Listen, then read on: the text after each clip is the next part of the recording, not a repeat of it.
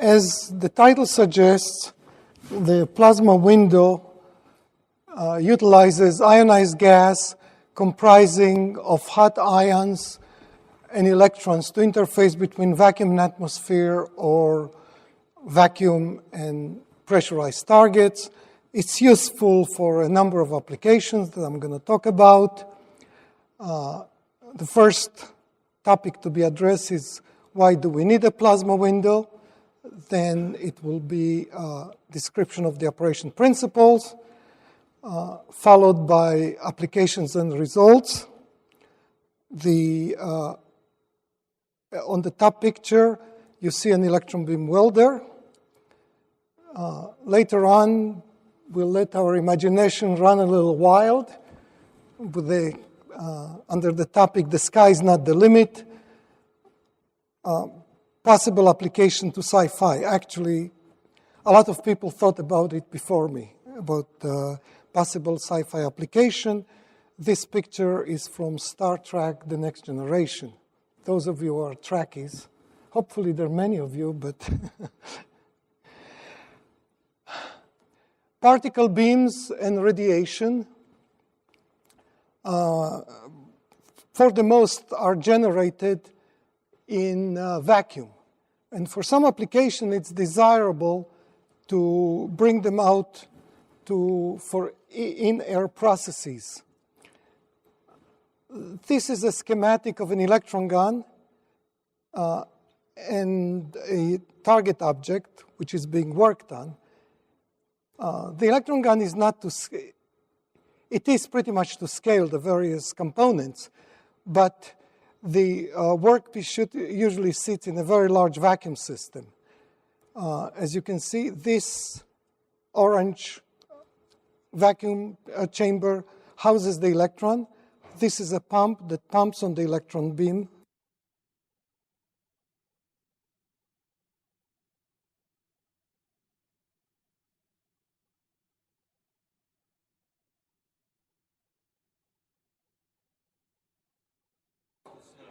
I'm sorry, I lost the sound? Okay.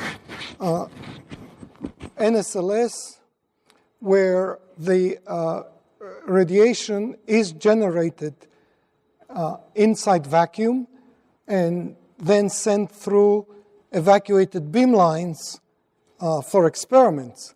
This particular beamline is one I worked on many years ago. It's X6A.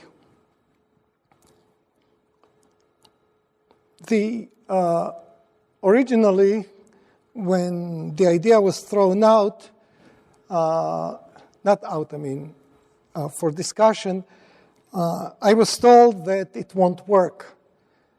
Well, some people said that the plasma will extinguish once it's exposed to atmosphere. Others said the discharge will filament and it won't be effective. Well, it made it into Michio Kaku's book, Physics of the Impossible, but not for that reason, as you'll see later on. The plasma window has captured people's imagination. In science, sci-fi meets reality. It was featured in popular science magazines, in newspapers, of course, Michio Kaku's book, and in a syndicated article that was published, among the others, in the New York Times and the Wall Street Journal, called 10 Impossibility Conquered by Science. The plasma window is at number 8, listed under Creating Force Field. This picture is taken from Star Trek: The Next Generation. It's looking from the shuttle bay out.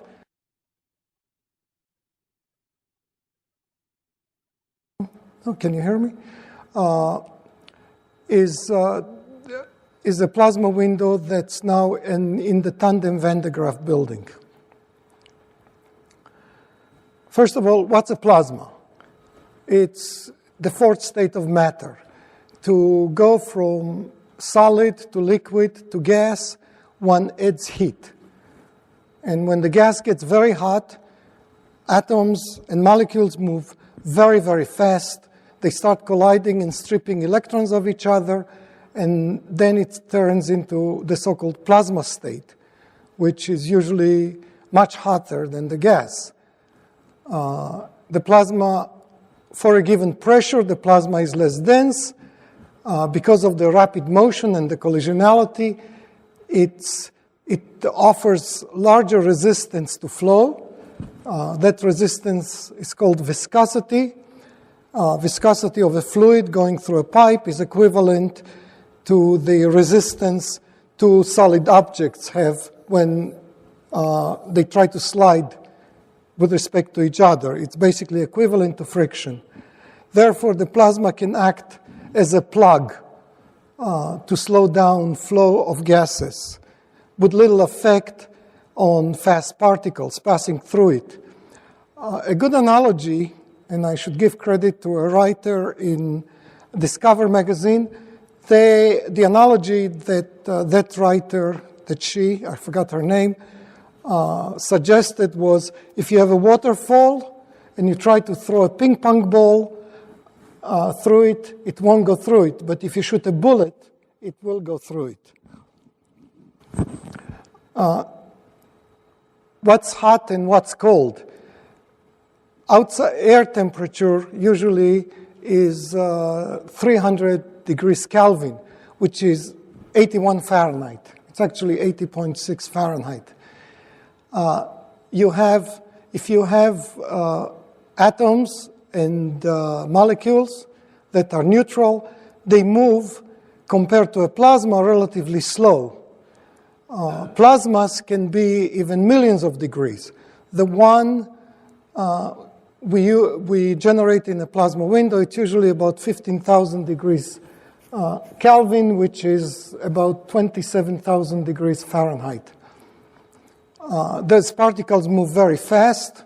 Ions are designated by red circles with plus, and electrons by tiny blue circles, which is minus. And when they move, they collide, and they would prevent and hinder passage of neutrals through it.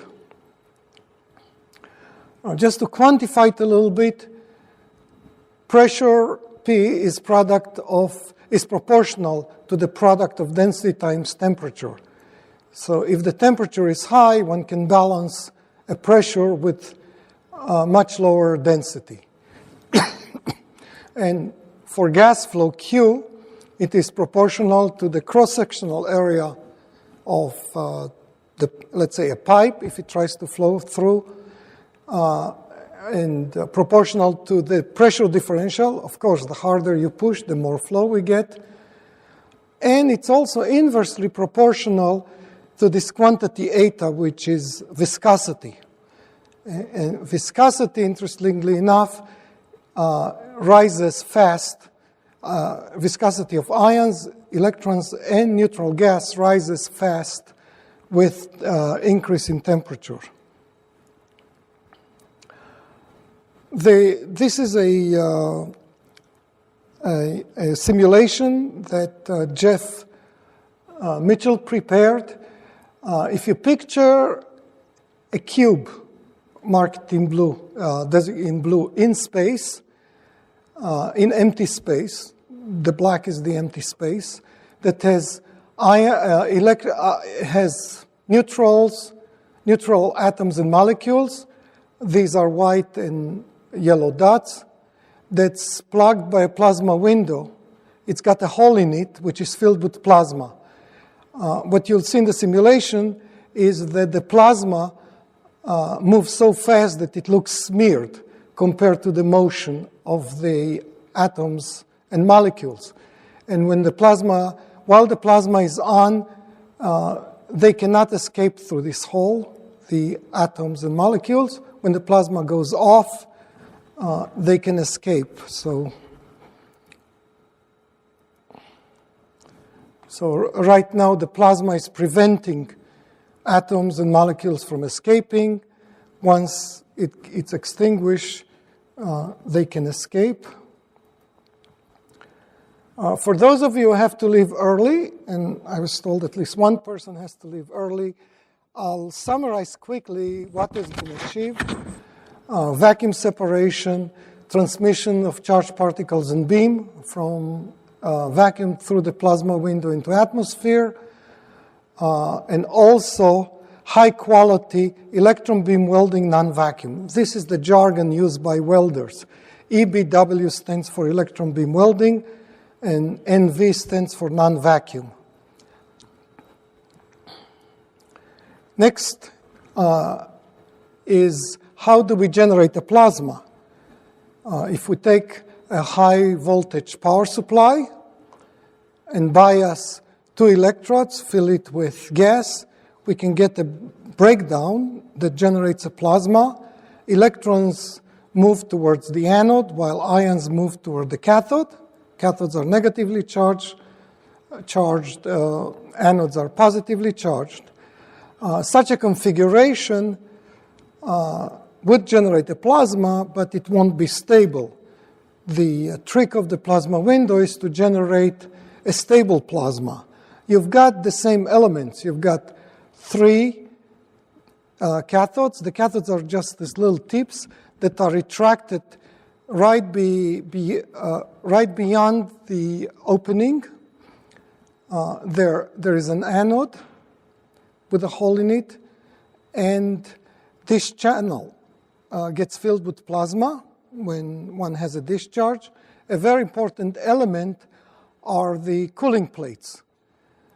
They provide both, they define the plasma, its boundaries, and provide stabilities. Advantage is taken of a plasma property, which is the plasma electrical resistivity dependence on temperature.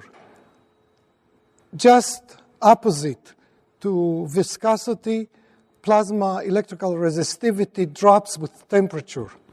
So if we generate a plasma column between the cathodes and the anode, what happens there is that if the column is trying to move towards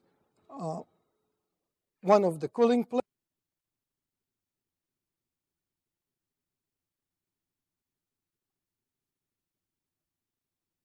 that's what provides the stability. In the next slide, we'll prove that this is the case. This is something called Jacob's ladder. You probably saw it in Frankenstein movies. They always show it. It's a device made of 2 divergent, highly biased to a high potential, usually a number of kilovolts or tens of kilovolts.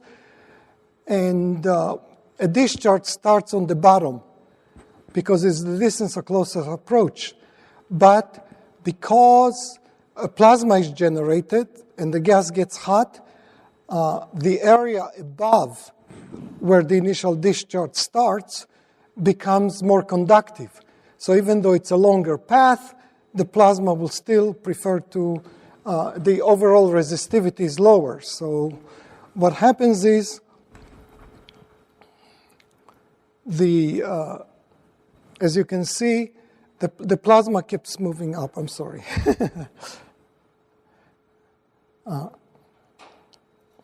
Let it play out. Okay. Here you have a picture of the latest plasma window, which was built at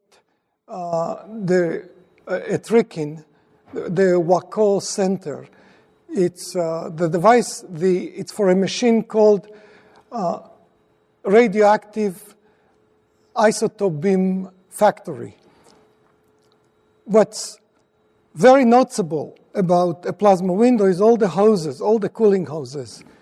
And in that particular device, I try to maximize the cooling plates, make them as large as reasonably possible so that we have as much water flow as we can.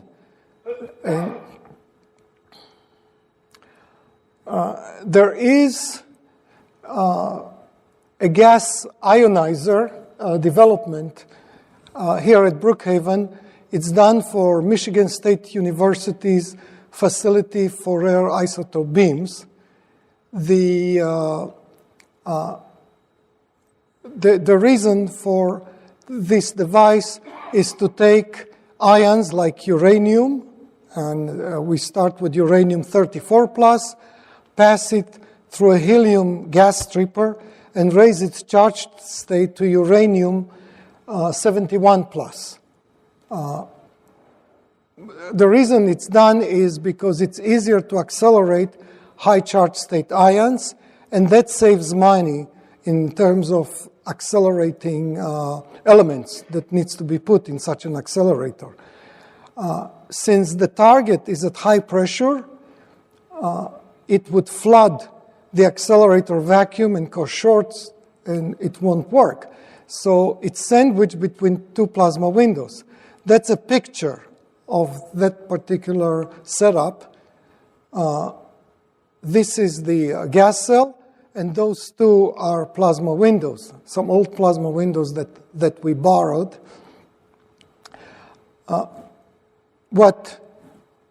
Okay, I'm sorry. This is a picture from a video clip I'm going to show you soon. What you see here is the edge of the gas cell.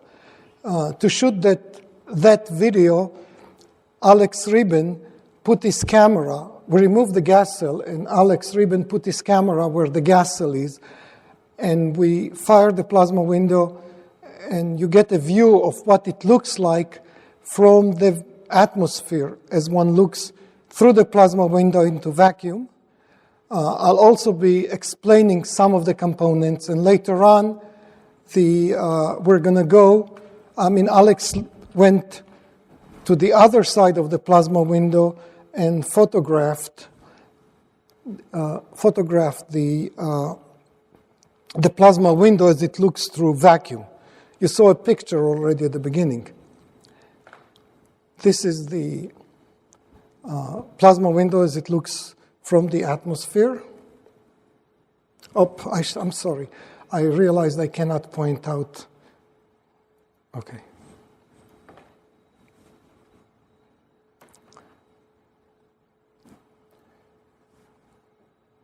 Why isn't it moving? Okay. What you see here is a cathode holder. The cathode is inside. It's at about this location. The cathode holder looks like this, and the cathode itself is nothing but this tip, which once the cathode ignites, glows white hot. It is made out of thoriated tungsten, 2% thorium, which is basically welding rod material. Now, Alex videoed the plasma window as it looks from the vacuum side. And this is a picture you saw at the very beginning, so we can move on. As it was mentioned before, the hotter the plasma, the higher the viscosity, and the better its effect, the more pronounced its effect.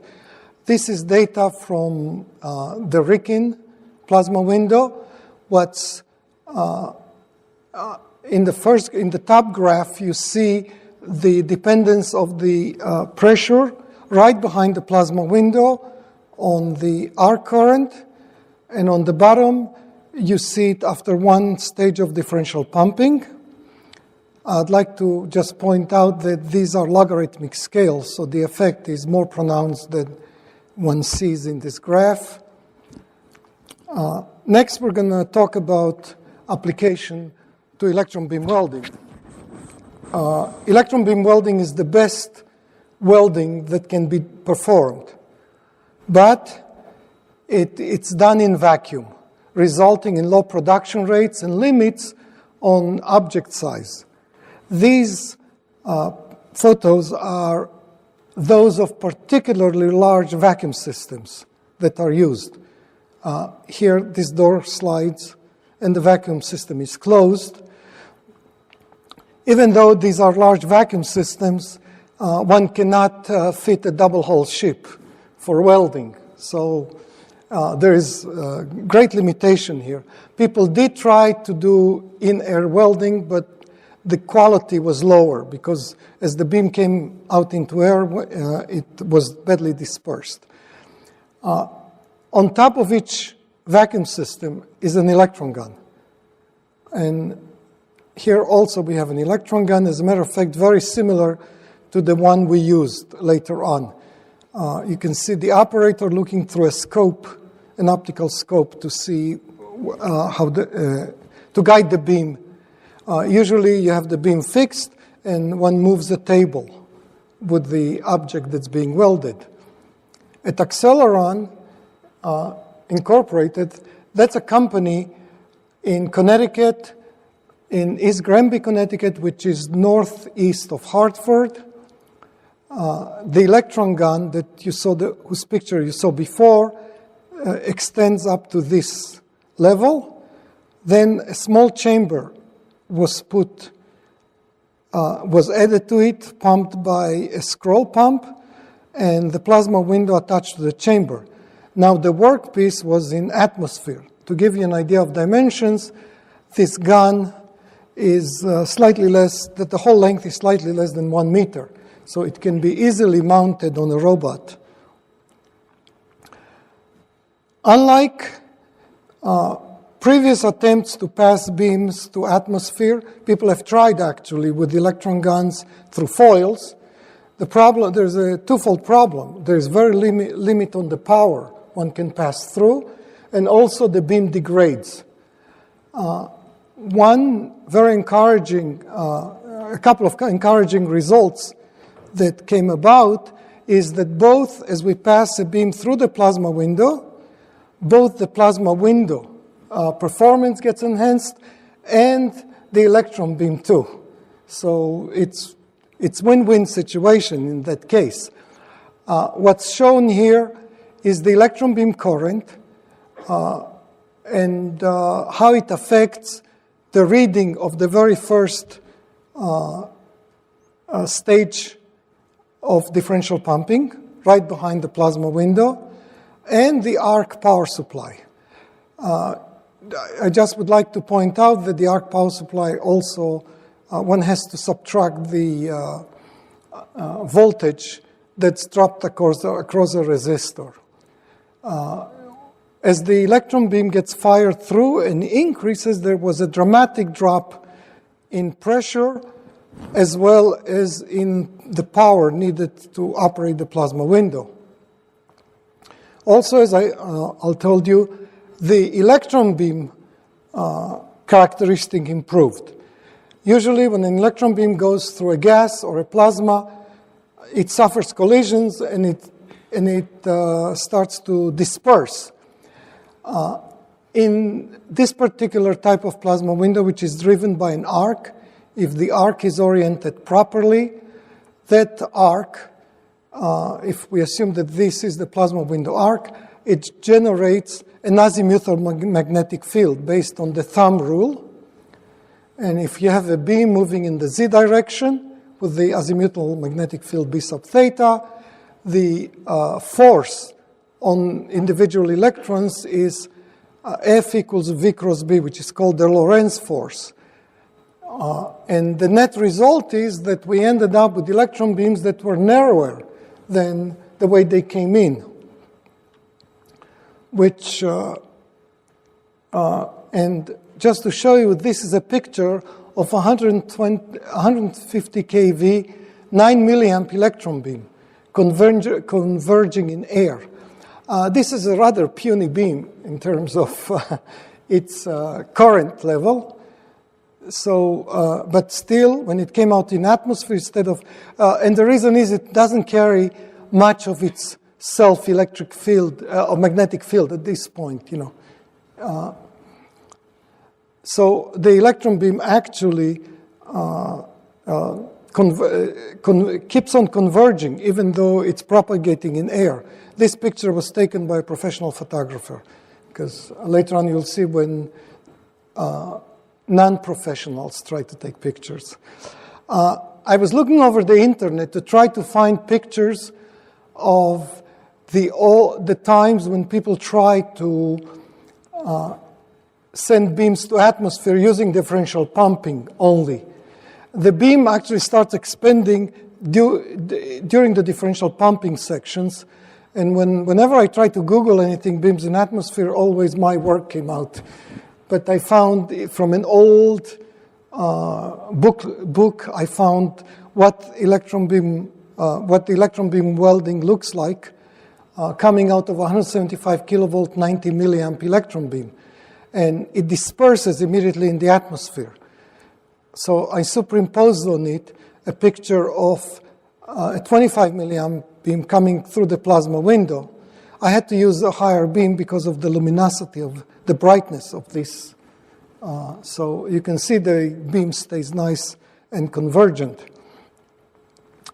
The result was that the first welding results were done at speeds and low powers that were unprecedented for non-vacuum welding in atmosphere.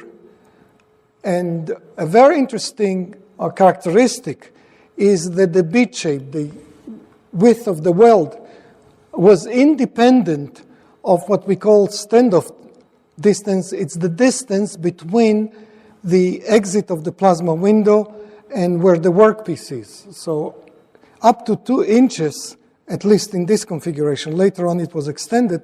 There was no difference.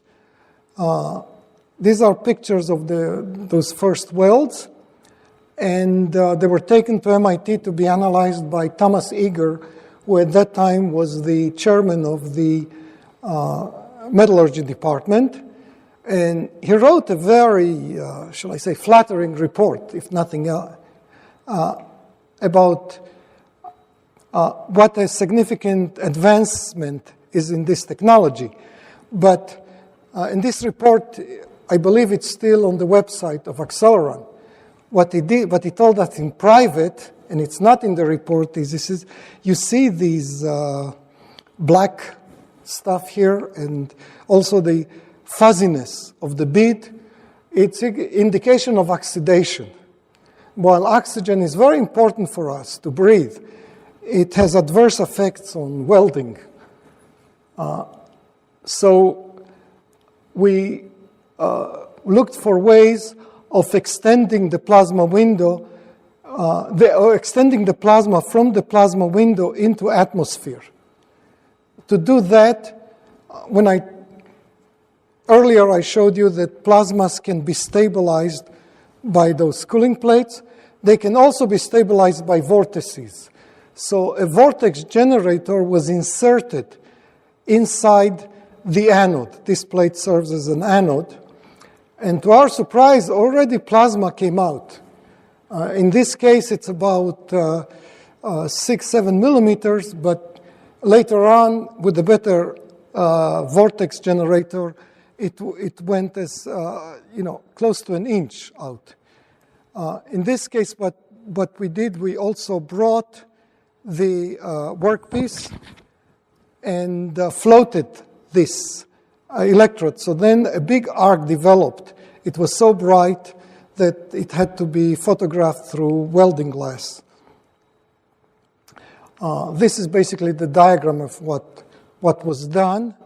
The anode, inside the anode, a plenum was inserted.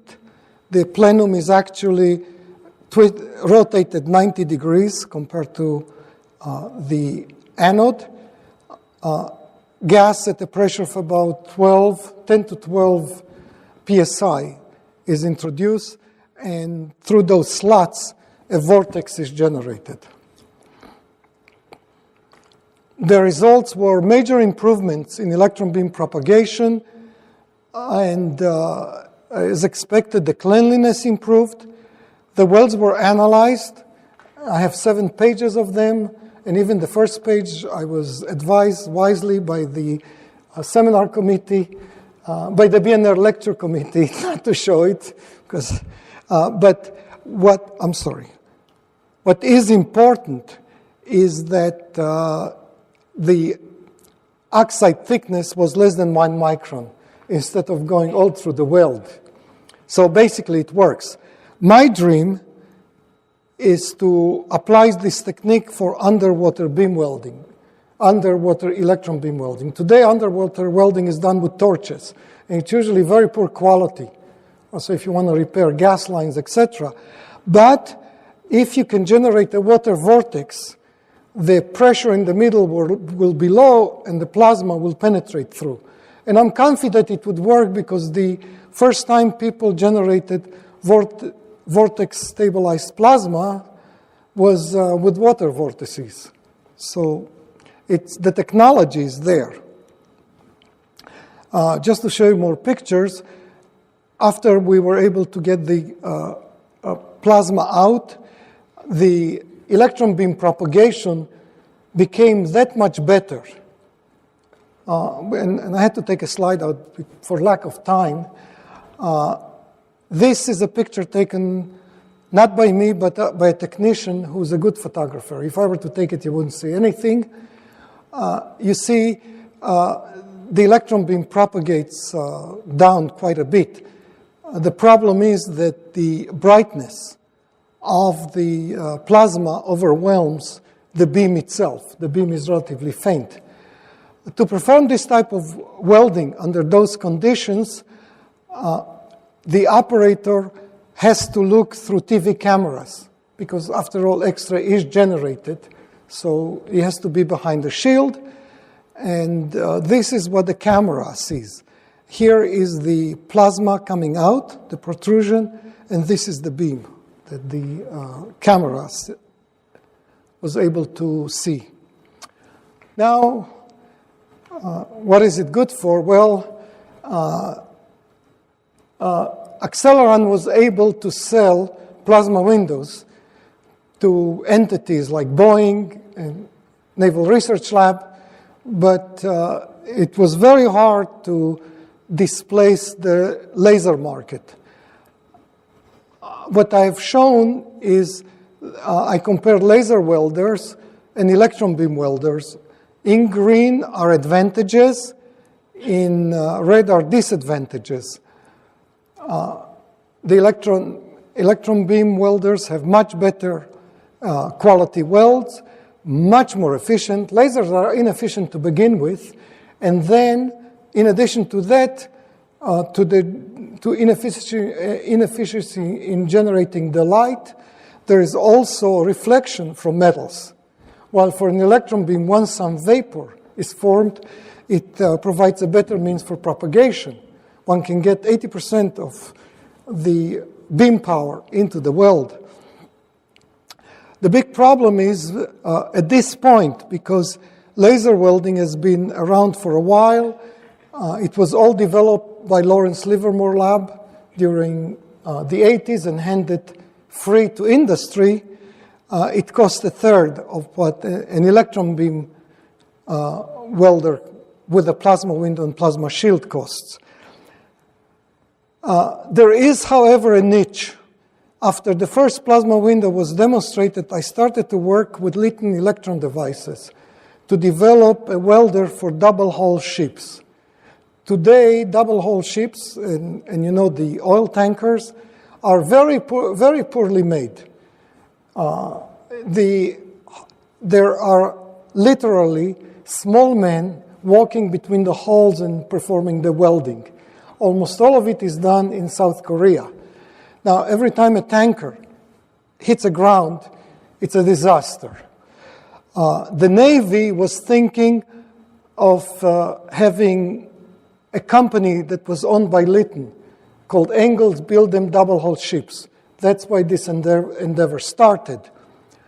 Well, the Navy order never came, and Lytton, the electron division, the electron devices division of Lytton was sold to Northrop Grumman, and within 3 months it was sold to L3 Communication, which is not interested in shipbuilding.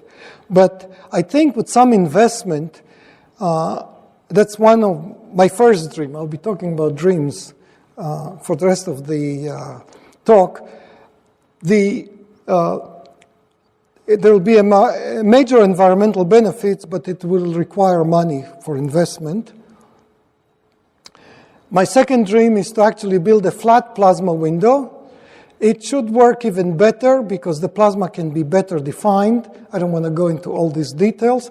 It's basically building a plasma sheet, and someplace work started, and the plasma was shown to be able to separate two pressure regions. Unfortunately, they lost money, including myself, because I didn't get paid for the work.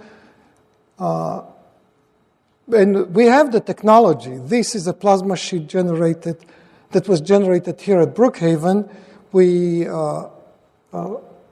We actually had, using flat hollow cathode arcs, and putting two together, we were able to generate a 5 by 5 centimeter plasma sheath that was only 1.5 millimeters in thickness. This was done in hydrogen, which is much harder to do. With argon, it should work even better. Now, since we have time, I'd like to let our imagination, or somebody else's imagination, run wild. And I'll show you two clips. The first one was aired on the History Channel about how can plasma windows be beneficial for future technologies that could actually bring George Lucas's Star Wars into reality. Of course, just remember, we need to be a little bit imaginative. And I've chosen this particular clip. The next one will be about Star Trek. This clip is actually based on the very first Star Wars film, which is Episode 4. Those of you who follow those. And I think that one and Episode 6 are the best, but that's my opinion. Not only did the speed of the Empire's TIE fighters push the limits of current science, so do their large windshields, which can also be found on many other Star Wars spacecraft, like Han Solo's Millennium Falcon. The possibility of successfully navigating an asteroid field is approximately 3,720 to 1. Never tell me the odds. It's very difficult to manufacture glass that can withstand the vacuum pressure exerted by space, and also stand up to occasional encounters with floating debris. That's why the windows on wheel spaceships tend to be very small and up to 2.5 inches thick. But what if those windows weren't made of glass? One possibility that's very exciting with the recent development is a plasma window. Plasma is the fourth state of matter: solid, liquid, gas, plasma. Plasma is like a gas that's been very electrified, so it has separated positive and negative charges. Like what's in a neon light. You have a tube to contain the plasma, which then glows and creates light. Plasma has different properties than a gas because you have these charged particles moving around. They create electric and magnetic fields, and you can contain the plasma with electric and magnetic fields. In 1995, physicist Ady Hershcovitch did exactly that when he created the first plasma window. It was tiny compared to windows in Star Wars ships, only 2 inches in diameter, but it opened up the possibility of having gigantic space windows in the future. Plasma, because of its density, can hold in atmosphere on one side and keep out space on the other side. And so that's something that could potentially work as a kind of force wall constrained within the boundaries of, say, a window opening or, say, the Death Star landing bay, and virtually be a wall between the vacuum and the atmosphere. Another impressive feature. This particular clip is of much better quality, and I'll explain to you later on why, because I actually got... This is for Star Trek. Any Trekkies here?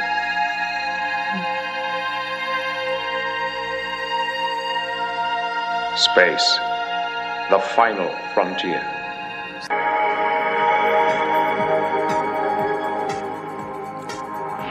Scientists are in the very early This is stages LeVar of Burton, who discovering plays the the building role of blocks Geordie what might LaForge, actually make minus something the like visors. the Enterprise a possibility. And wouldn't it be incredible to zoom through space, reaching other galaxies in mere seconds? While warp speed may violate the laws of physics, other features of the Enterprise are closer to becoming reality. At the Brookhaven National Laboratory, Ady Hershcovitch has pioneered technology that might be used someday to create the environment of the shuttle bay with a plasma window.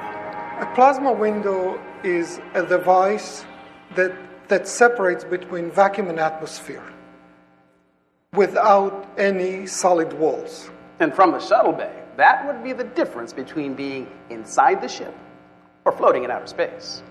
One can think of a spaceship, there is air on the ship, one can separate between the atmosphere on the spacecraft and space with a plasma window, with a hole filled with plasma. Dr. Hershcovitch has already pioneered the technique to make tiny plasma windows, a process he uses for electron beam welding. But in the future, he has some hope that we can actually realize the physics of the shuttle bay. 200 years from now, it is possible that one can have power supplies that same size as today's kilowatt power supplies that will produce megawatts. When that happens, then it will be conceivable to build large plasma windows that are meters across. Those can act like windows in spaceships, and interestingly enough, the plasma window assumes the color of the excited gas molecules. In case we use argon, the plasma window is blue, just like in the spaceship Enterprise. Jean-Luc Picard survived this episode. Thank you for your attention. I'd like to point out that as a Trekkie, I made a mistake. It should be 300 years because Star Trek takes place in the 24th century. But this filming was done right after I appeared with Michio Kaku, who was coaxing me with those questions. So with that in mind, that's why I made a mistake. So all you Trekkies, is the 24th century. Thank you very much. I would like to also thank the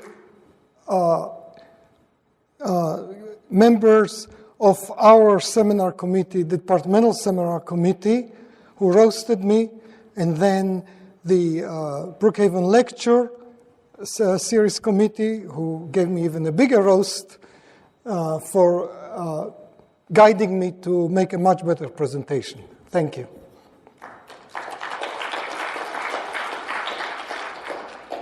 We have time for a few questions. How much distance is there between the electron beam gun and the welding surface that you're welding? How far does the beam traverse in the end? Okay, yes, I'll repeat the question. Basically, the question is, how far is the electron beam progressing in atmosphere? When we did extensive studies, before we had the vortex, the beam would travel many centimeters. So after maybe a few inches, then it would be dispersed. But once we put the vortex, we saw the beam very far down, but we didn't perform much welding because it was toward the end of the project.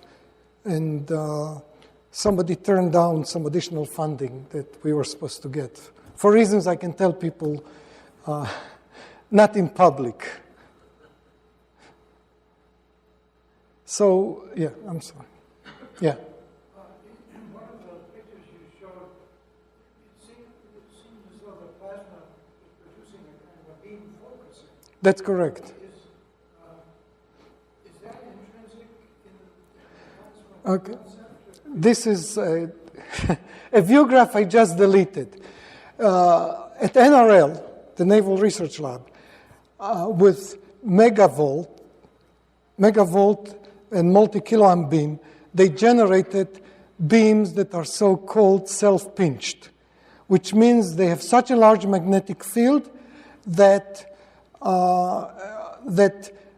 they compensate for the scattering. So the beam keeps moving and just its front edge keeps eroding. So beams like this can propagate for very long distances. Now, we think we achieved it too. And I even gave a talk at NRL about this, and they scratched their heads, but didn't say it didn't happen. The reason is that it's not proportional, this magnetic field that's generated. It's really a function of the current density. So if the beam gets squeezed very hard, then its self-magnetic field can, because if you have the same current and now it's enclosed in a much smaller radius, it can squeeze it. And the argument I've had is based on the welding, the way the welding looks. It looks like something called keyhole welding, where it's not just the beam penetrating, but it forms a molten pool that propagates all the way through the metal.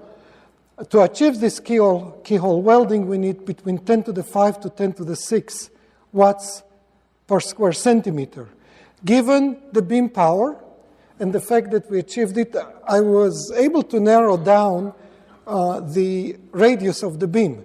And when you look at that magnetic field that's generated based on that small radius, I had a view graph which I just deleted before the talk. It's possible, it's plausible. And all I can tell you is NRL purchased the plasma window after that from Acceleron, so of which I have lost any contact with. So I'll ask a question.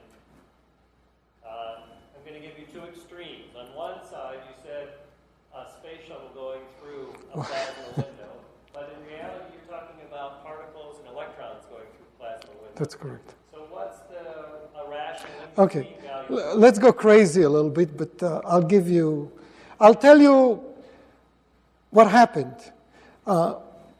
In the Star Wars episode, they said that the plasma window will protect from debris.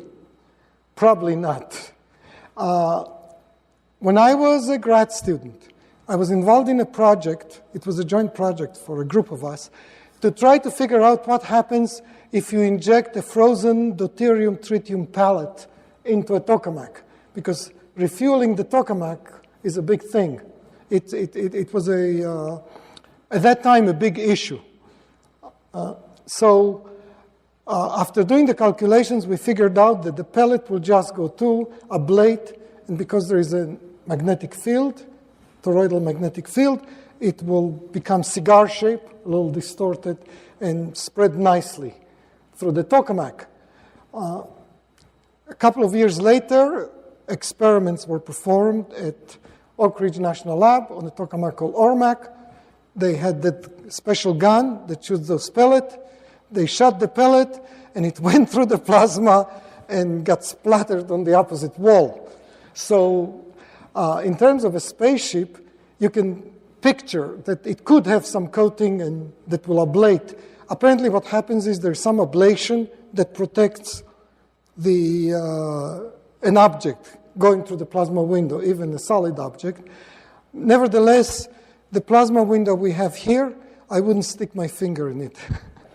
That'd be a safety valve. At the beginning, you mentioned that some people said this wouldn't work because, I guess, of plasma instabilities. Yes. Why didn't that happen? Is it known why it worked?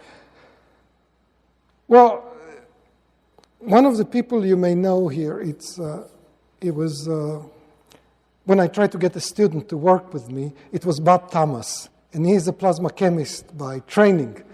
And he told me it won't work, so I called him the Doubting Thomas. And the other person, Ron Parker, who was at that time the head of Alcator, and later on became number 2 person on ITER from MIT, told me it will filament. Now, I said I've seen arcs working in atmosphere, atmospheric pressure arcs. So I say, why wouldn't it block the atmosphere? So when I open an arc to atmosphere, what I do is I pressurize it above atmosphere. So kind of cheating. So if anything, there is flow is it's towards the atmosphere, and that prevents any air from going in. And we don't want air because ionized copper can erode, oxygen will erode the copper plates. Occasionally, I ran it in air, and nothing happened, but I realized quickly, looking at the color of the discharge, because I was I usually start always in argon and then switch to helium, and many times instead of closing one bottle and opening the other, I end up closing both of them. And then from the discharge would turn from the blue of argon to the pink of helium. It would turn whitish blue, which is air. But I immediately would notice it and shut it off.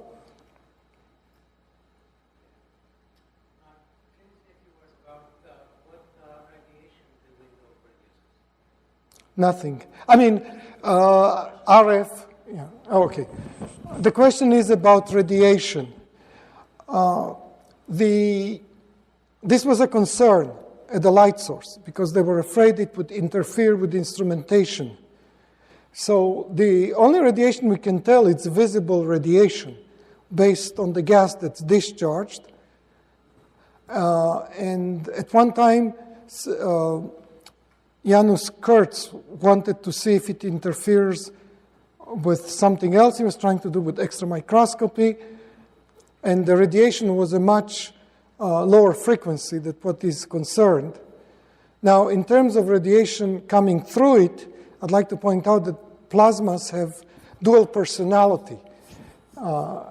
If the frequency of the radiation is higher than the plasma frequency, it will go through. Because it relies only on Thomson scattering. So you have a mean free path. I once calculated 10 to the 5 meters. But if the radiation has a frequency below it, it will be stopped cold.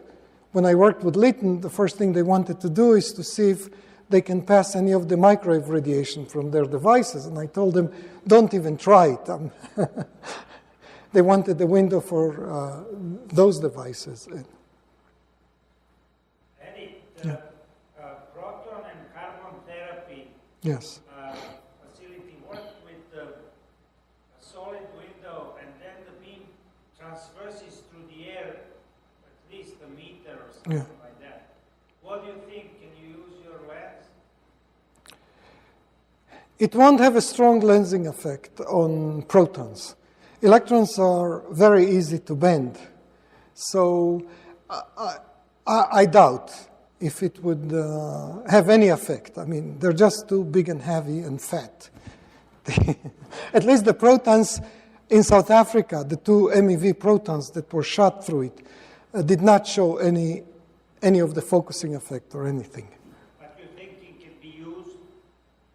It can be used in an interface if you have very large beams that foils will be destroyed. So in that case, yes, definitely. But in terms of focusing effects, it's very hard to focus MEV protons. The magnetic fields are not that high. Last question. Do you think it might work to focus positrons? Yes. Yes, they're electrons. I mean, but you have to, it's actually going to work better because we'll have to rotate the plasma window to a more desirable operating configuration. The problem with the electron beam, we have to keep the cathodes on the low vacuum end, on the vacuum end of it, in order to have the proper orientation of the magnetic field. So for positrons, it would work even better. So there's going to be wine and refreshments in the lobby. Please enjoy it. Thank you. Thank our speaker and have Great, thanks for all your help.